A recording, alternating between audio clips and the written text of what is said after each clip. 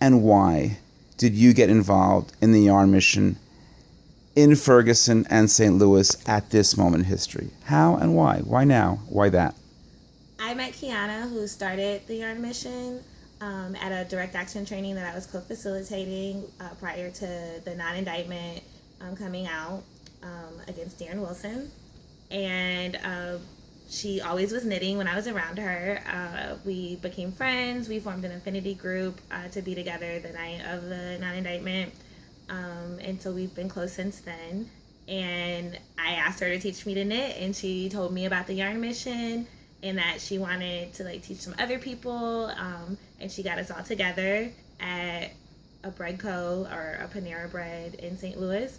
And there were about 5 of us total.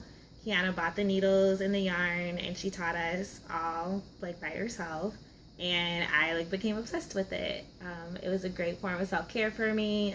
I was my whole life was changing. When she taught me, I had to have moved out of my apartment that I lived in prior to the movement.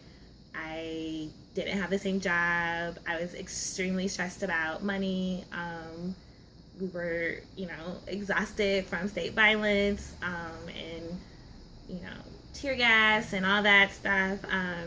So it really helped me relax in the evenings, and I was able to knit through my insomnia and things like that. So that's great for you, and as a cool little club you're part of. But what does that have to do with fighting against racism and sexism?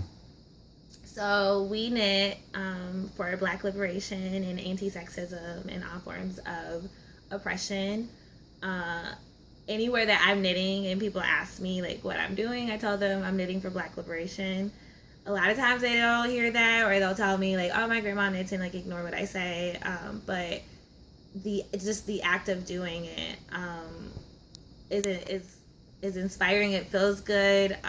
It relaxes me when I'm in not friendly spaces for Black women or people of color, especially living in St. Louis.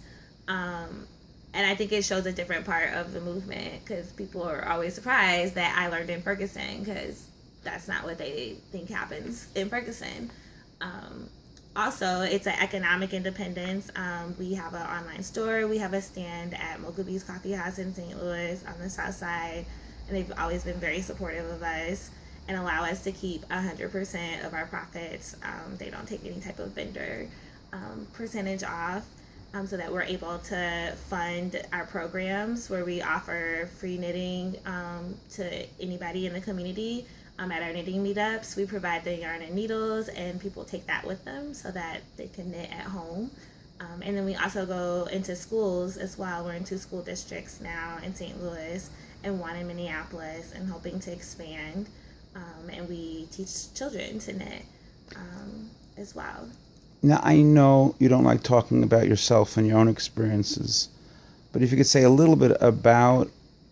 little bit about your experiences in terms of state repression and incarceration, and especially about others who have been in or are facing incarceration as this new generation of political prisoners. So I've been detained in Ferguson. I was arrested in St. Louis.